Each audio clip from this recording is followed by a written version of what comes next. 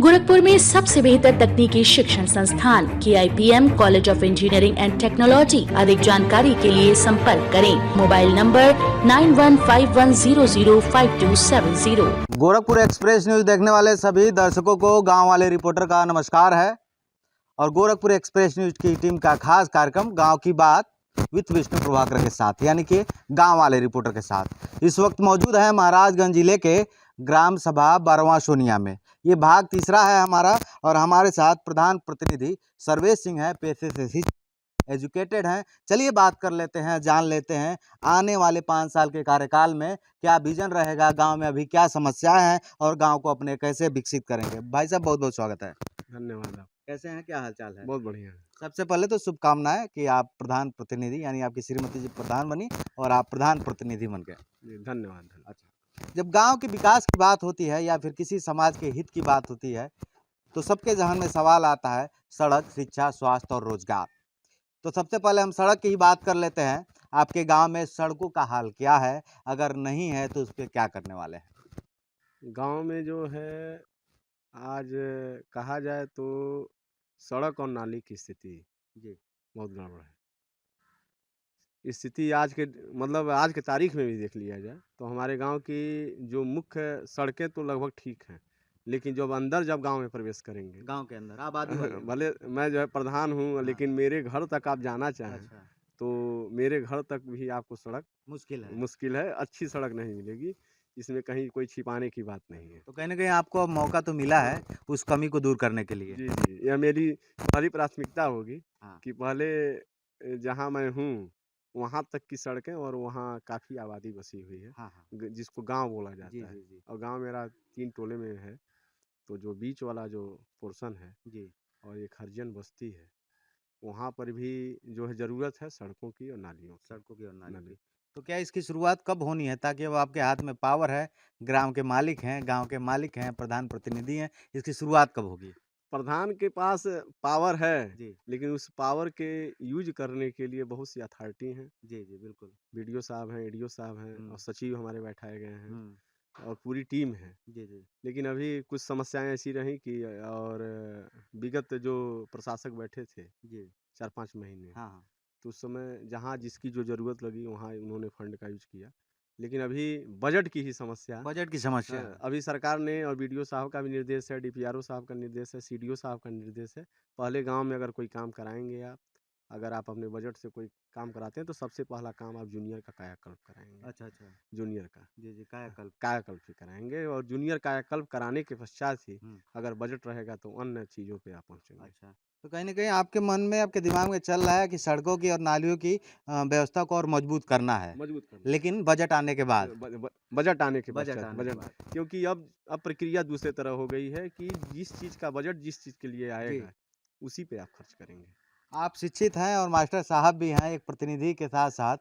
तो गांव में शिक्षा का एक बड़ा जो है प्रभाव दूसरे तरीके से रहता है। लोगों के ज़हन में या फिर गार्जियन के ज़हन में ये रहता है कि हमारा बेटा हाई स्कूल कर ले, इंटर कर ले, किसी तरह उसकी शादी हो जाए। लीक से हटकर कोई कुछ करना नहीं करता है। और अब आप ताकि प्रधान प्रतिनिधि के साथ साथ एक शिक्षक हैं, तो कहीं ना कहीं आपका फर्ज बनता है। तो शिक्षा स्तर पे अपने गाँव को कैसे विकसित करेंगे?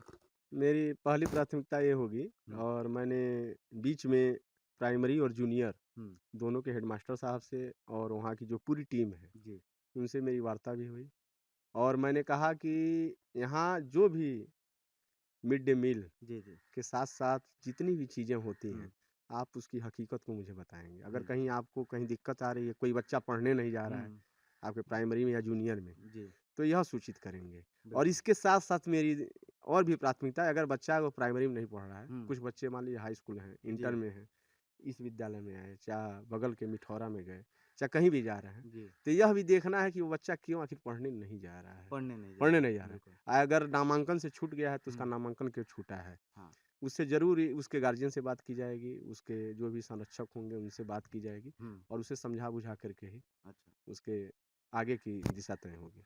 2000 आबादी वाला लगभग आपका गाँव है? 2000 नहीं, 5000 के 5000 की आबादी वाला नियर गाँव अबाउट। है। अच्छा, 5000 की आबादी वाला गाँव है।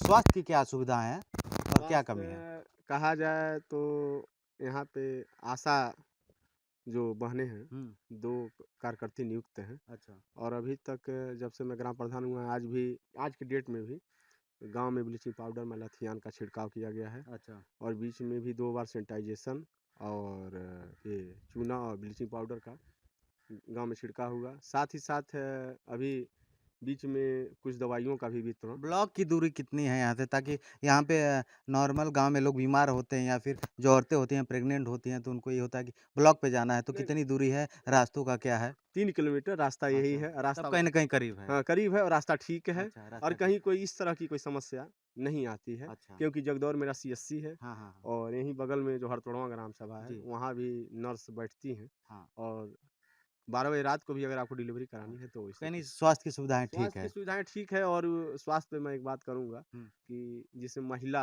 हम्म। माननीय मुख्यमंत्री महोदय का और आदरणीय प्रधानमंत्री महोदय का हम्म। दोनों लोगों का एक रहा बीच में एक विजन रहा हम्म। कि जो सर्दी नवरात्र से हम्म। और चैत नवरात्र तक नारी सुरक्षा एक प्रोजेक्ट चला जी था। जी, नारी हाँ, सुरक्षा जी। बहुत ही भारी पैमाने पर हाँ सरकार ने हाँ, चलाया और पूरे उसमें प्रदेश में, देश पूरे में। प्रदेश में जी नारी नारी सुरक्षा जी जी स्वावलंबन के जी प्रति जी जी। और उसमें कई प्रकार से नारी के प्रति सोचा भी गया सम्मानित तो किया गया। सम्मानित किया गया। तो उसी विजन को आगे रखते हुए कि मैं अपने गांव में भी रखूंगा उसको अच्छा, और जो नारी अगर आगे तो पढ़ कुछ लिख के बेहतर करते हाँ हैं कुछ गाँव में, अगर बेहतर तो करती है आपकी तरफ से सम्मानित हाँ किया सम्मानित जाएगा। किया जाएगा। और सिलाई कढ़ाई सेंटर का भी मैंने प्रपोजल दिया है अपने गांव में अच्छा, कि अगर कोई लड़की कुछ तो क्षेत्र क्या में उसका फीस वूस लेंगे आप? नहीं वो तो ग्राम सभा में जाएगा। ग्राम सभा की तरफ से, हाँ ग्राम मतलब। सभा की निधि में जाएगा। अच्छा, अगर अच्छा। अगर जो भी कोई फीस लगेगी वहाँ हाँ, की तो वो यानी ग्राम जो भी बच्चियाँ सिलाई कढ़ाई में इंटरेस्टेड हैं तो उसका उनको। उसका सचिव महोदय से बीडीओ साहब से बात हो जाएगी। अच्छा। अगर उसका कुछ वो शुल्क लगाएंगे हुँ। तो वह शुल्क वह ग्राम निधि में अच्छा, ही ग्राम निधि में ग्राम जाएगा। निधि में जाएगा। अब मैं सबसे अहम मुद्दे पे बात कर लेता हूँ, रोज़गार। गाँव के लोग कभी पंजाब, कभी दिल्ली, कभी बैंगलोर, अभी कोरोना काल में सब लोग धक्के खाकर अपने घर आए हैं। कितने लोग कान पकड़कर कसम भी खाए हैं फिर से बाहर नहीं जाएँगे। तो रोज़गार के स्तर पे लघु उद्योग बहुत सारी चीज़ें आती हैं, क्या करने वाले हैं आप? रोजगार की दृष्टि से देखा जाए तो हम लोगों का अभी मैं अपने व्यक्तिगत गांव हुँ। की बात करूं तो एक पिछड़ा ग्राम है। जी।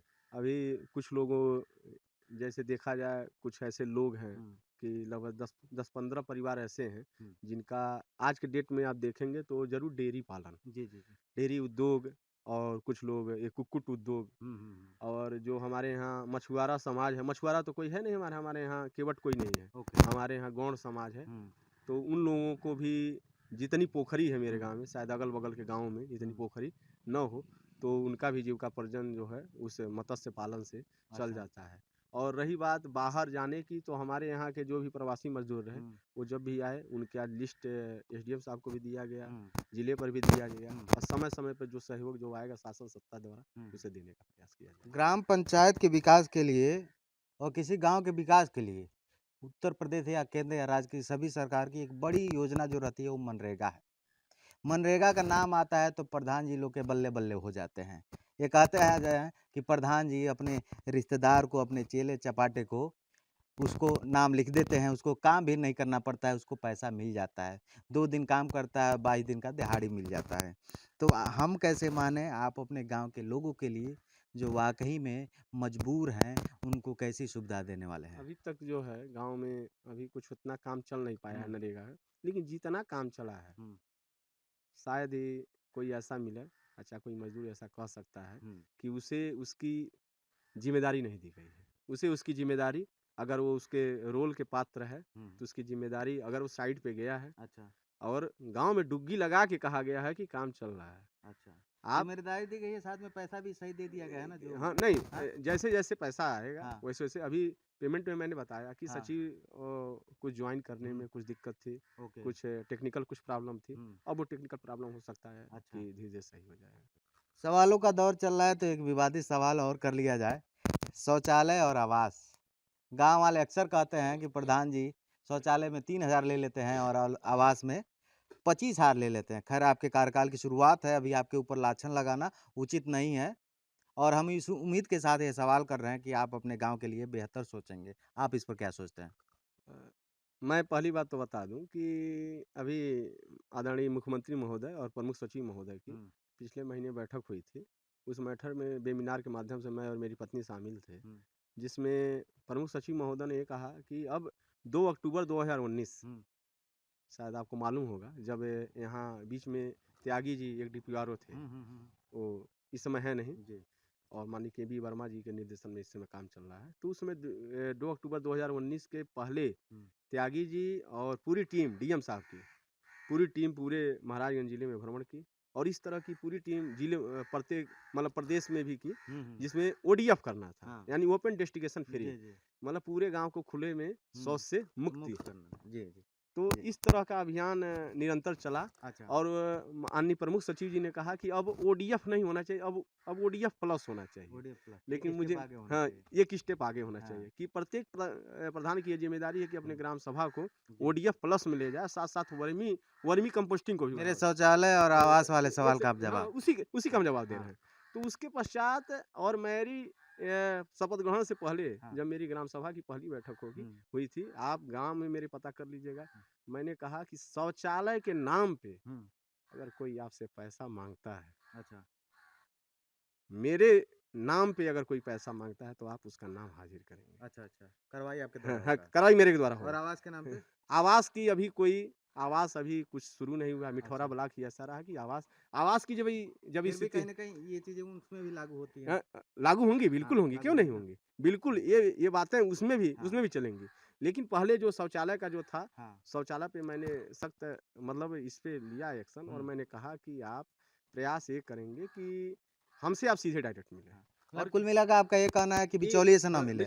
बिचौलिया अगर मेरे नाम पे कहीं कुछ कहता और हाँ। साथ-साथ 34 जो शौचालय आए हाँ। थे, पिछला बचा हुआ था, हाँ। तो उसमें पिछले प्रधान के कार्यकाल में और पिछले सचिव के कार्यकाल में, कहा गया था पिछले सचिव के ही कार्यकाल में, हाँ। तो 34 बचे हुए थे, तो मैंने 34 का स्टैम्प लेकर के अच्छा। और वह मैंने सचिव साहब को और प्रशासक महोदय को दे दिया था कि अच्छा। आप इसका पुराने भुगतान से क्योंकि उन्हीं के समय का था, बिल्कुल। कर दीजिए इसको। और यह बात मैंने डीपीआरओ साहब को भी बताई हुँ। कि हमारे गाँव में स्थिति शौचालय की वास्तव में ठीक नहीं है। ठीक नहीं है ना? अभी खुले में शौच से मुक्त हमारा गाँव, आज भी लोग बाहर ही जाते हाँ, हैं। एक बड़ी प्रॉब्लम है, बरामदा शौचालय तो भरते बन गया है, लेकिन लेकिन उसका यूज़ नहीं हो करते। रहा है। लोगों को ये रहता है हाँ। कि भर जाएगा हाँ, ये लोग भूसा बकरी इस बाँध के रखे तो हैं। इसी नाते वह प्रक्रिया अपनानी पड़ रही है कि आप जो लिखित दीजिए अच्छा। कि मैं सरकारी अनुदान का प्रयोग शौचालय बनवाने में ही करूँगा हाँ। और इस शौचालय का यूज़ करूँगा यूज़ और करो। मेरे परिवार का कोई भी सदस्य बाहर खुले में शौच करने नहीं। एक जागरूकता भी बड़ा अभाव है ना कहीं न कहीं। तो जागरूकता का अभाव तो बहुत कुछ है। जागरूकता जैसे महिला सुरक्षा की बात आ रही है, तो महिला आप आए दिन आप तो मीडिया से हैं, जी। देखते होंगे कि महिलाएँ गईं शौच के बहाने, उनके साथ हाँ, हाँ, हाँ, कहीं छेड़खानी हो गई। जी। और फिर एक और चीज़ है महिला जागरूकता में, एक जो पैड जो चलता है, जी, जी। उसके लिए भी मैंने सैनिटरी पैड। सैनिटरी पैड के लिए भी तो एक आप तो शिक्षित हैं, अब ये चीज़ तो आपके लिए प्लस है, ताकि इसके पूर्व में जो भी प्रधान रहे हों, लेकिन आपका पेशा ही है लोगों को जागरूक करना। तो तो आपके लिए तो बड़ा आसानी का ये सफ़र है। नहीं, अभी आसानी का सफ़र है, हाँ। लेकिन यह डगर थोड़ा कठिन है। डगर कठिन है, कठिन लेकिन है। उम्मीद होनी चाहिए कि हम रास्ते चल के और मंजिल तक पहुँच जाएँगे। जी, जी, जी। तो सर्वेश जी, हमारी शुभकामनाएँ हैं, आपने हमारी बातों का बड़ा बेबाकी से जवाब दिया है और हम उम्मीद करते हैं कि आप अपने गाँव का विकास करेंगे और जैसा कि आपने कहा भी है, फिर से हम आपके गाँव में आएँगे और लोगों से पूछेंगे कोई झोल होगा तो उसका हम पोल भी खोलेंगे। जी, जी। तो आप सब गोरखपुर एक्सप्रेस न्यूज़ गाँव वाले रिपोर्टर के साथ देखिए और आज हम मौजूद थे महाराजगंज ज़िले के ग्राम सभा बरवा सोनिया में। गाँव वाले रिपोर्टर के साथ गाँव की बात का यह तीसरा भाग था।